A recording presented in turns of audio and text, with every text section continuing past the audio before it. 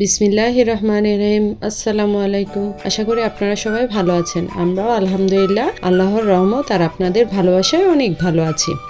অনেক তো মাছ মাংস পোলাও খাওয়া হয়েছে, চলুন এবার একটু ভিন্ন ধর্মের কোনো খাবার খাওয়া যাক। একঘেয়েমি খাবার খেতে খেতে যারা বোর হয়ে গেছেন তাদের জন্য আজকে এই অসম্ভব মজার একটা শুটকি ভুনা বা শুটকি ভর্তার রেসিপি নিয়ে হাজির হয়েছি। আর এই লোভনীয় খাবারটি কিভাবে তৈরি করে আমরা খেতে পারি সেটাই আজকে আপনাদেরকে দেখিয়ে দিব। যদি এই ভুনা বা ভর্তাটা খাবার টেবিলে থাকে তাহলে মাছ মাংস কোনো কিছুরই আর প্রয়োজন হবে না, অনায়াসে পেট ভরে ভাত খেয়ে নেওয়া যাবে। চলুন তাহলে এই ভর্তা বা ভুনাটি তৈরি করতে আমাদের কি কি লাগছে বা কিভাবে তৈরি করছি সেটা দেখে নিই। এখানে আমি 8-10টা শীতল বা পুঁটি শুটকি শীতল নিয়েছি। এটা একটু নরম, এটা শক্ত শুটকি না। আর এই ভর্তাটা এটা দিয়েই টেস্টি হয়। আমি এখানে 1.5 কাপ পরিমাণ পেঁয়াজ কুচি নিয়েছি।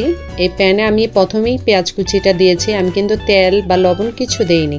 পেঁয়াজটার পানি কিছুটা টানার পরে আমি এখানে তেল ব্যবহার করব। আর সাথে দিয়েছি একটা তেজপাতা। এখন পেঁয়াজটা আমি একটু নাড়াচাড়া করে নিচ্ছি যাতে পেঁয়াজটা একটু নরম হয়ে আসে। আপনারাও চেষ্টা করবেন তেল ছাড়া আগে পেঁয়াজটা একটু নরম করে নিতে, এতে করে আমার তেলটা যখন দিব তা অতিরিক্ত শোষণ করবে না। এখন দিয়ে দিচ্ছি সামান্য পরিমাণ লবণ। আমি এখানে অতিরিক্ত লবণ দিচ্ছি না, পরে যদি লবণের প্রয়োজন হয় সেক্ষেত্রে আমি লবণটা পরে ব্যবহার করব। লবণটা দিয়েছি আমি পেঁয়াজটাকে সফট করার জন্য। আমরা যদি ডাইরেক্ট তেলের মধ্যে দিই সেটা ব্রাউন কালার হতে একটু সময় নেয়, তাই আমি এখানে আগে তেল ছাড়াই পেঁয়াজটাকে ভুনে নিচ্ছি, তারপরে আমি তেল দিয়ে দেব। এখন আমি এখানে সরিষার তেল দিয়ে দিচ্ছি 1/2 কাপ পরিমাণ মতো। শুটকি ভুনাটা আসলে তেলের উপরেই করতে হয়, আর অবশ্যই সরিষার তেল দিয়ে করার চেষ্টা করবেন, তাহলে এই স্বাদটা অনেকটা বেড়ে যায়। আর যে কোনো ভর্তা আসলে সরিষার তেল দিয়েই মজা। এখন আমি তেলের উপরে পেঁয়াজটা একটু ব্রাউন করে নিব।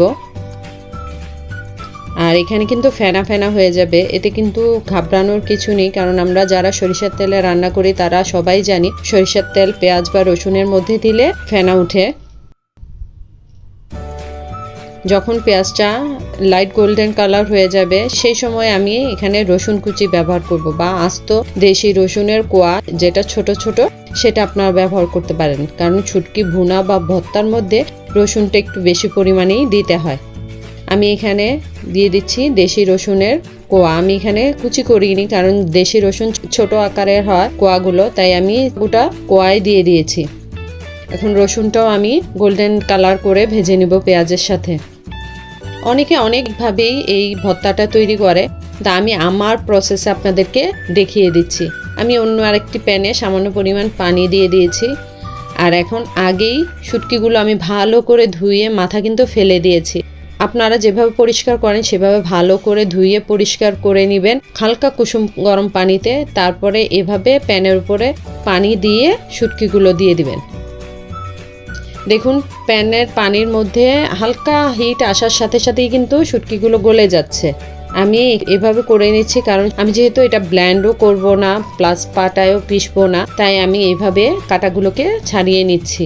এতে করে অনেকে ভাবে যে শুটকির ভিতরে কাঁটা থাকে, সেটা গলায় লাগতে পারে বা মুখে লাগলে খেতে ভালো লাগে না, তাই আমি এভাবে পানিটার মধ্যে শুটকিটা দিয়ে কাঁটাগুলোকে আলাদা করে নিচ্ছি। এই প্রসেসে করলে আপনার শুটকি ভুনা বা ভর্তাটা খেতে আসলে অসম্ভব মজা লাগে। অনেকে অনেকভাবেই করে, আমি যেভাবে আমার কাছে ভালো লাগে সেটাই আজকে আপনাদের সাথে শেয়ার করছি। এক্ষেত্রে আমি কিন্তু চামিচ দিয়ে কাঁটাগুলোকে আলাদা করছি। আপনারা চাইলে এই পানিটা যে কোনো ছাঁকনি দিয়ে ছেঁকেও নিতে পারেন। আমি যেহেতু পানিটা এক সাইড করে কাঁটাগুলো আলাদা করে নিতে পারছি, তাই আমি আর ছেঁকে নিচ্ছি না। এখন পেঁয়াজ রসুনের যেই ভুনাটা করেছি সেই ভুনাটার উপরে আমি দিয়ে দিব এই শুটকির শিরাটা বা শুটকির পানিটা। আমি এখানে দেখিয়ে দিলাম আমার রসুনটাও কিন্তু গোল্ডেন কালার হয়ে গেছে। এখন দিয়ে দিচ্ছি। আমি যেহেতু শীতল ব্যবহার করেছি তাই এটা গলে গিয়েছে। যদি এখানে পুঁটি শুটকিটা শক্তটা ব্যবহার করতাম তাহলে কিন্তু গলতো না।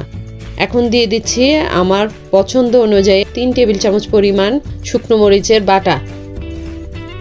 আমি এখানে বাটা মরিচটাই ব্যবহার করেছি, আপনারা চাইলে গুঁড়াটাও ব্যবহার করতে পারেন। দিয়ে দিচ্ছি 1/2 চা চামচ পরিমাণ হলুদের গুঁড়া, 1/2 চা চামচ পরিমাণ ধনিয়ার গুঁড়া, 1/2 চা চামচ পরিমাণ জিরার গুঁড়া।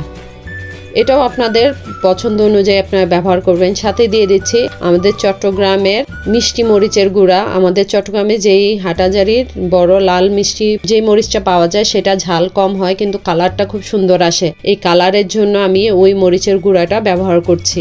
এখন সবগুলো মশলা একসাথে পেঁয়াজ রসুনের সাথে ভালো করে মিশিয়ে নিচ্ছি। আমি এখানে আর অতিরিক্ত কোনো পানি ব্যবহার করব না, কারণ শুটকির শিরার যে পানিটা রয়েছে সেটাই আমি এখানে কষানোর কাজে ব্যবহার করছি।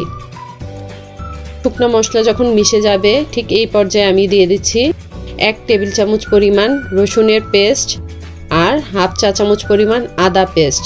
এখানে আমি আদার পেস্ট একটু কম ব্যবহার করেছি, রসুনটাই ব্যবহার করেছি বেশি। যারা আদা খেতে পছন্দ করেন না শুটকির মধ্যে তারা স্কিপ করতে পারেন।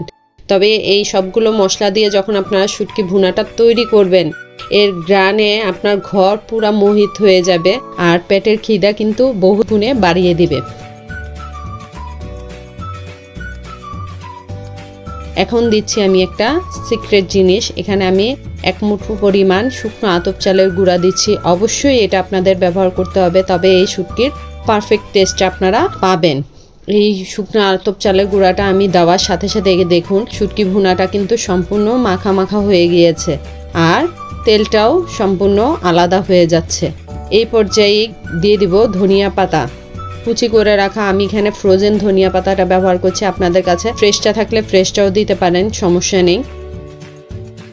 ধনিয়া পাতা দেওয়ার পরে আমি কিছুক্ষণ নাড়াচাড়া করব আর নামিয়ে নিব। আমার শুটকি ভুনাটা কিন্তু অলমোস্ট তৈরি হয়ে গিয়েছে।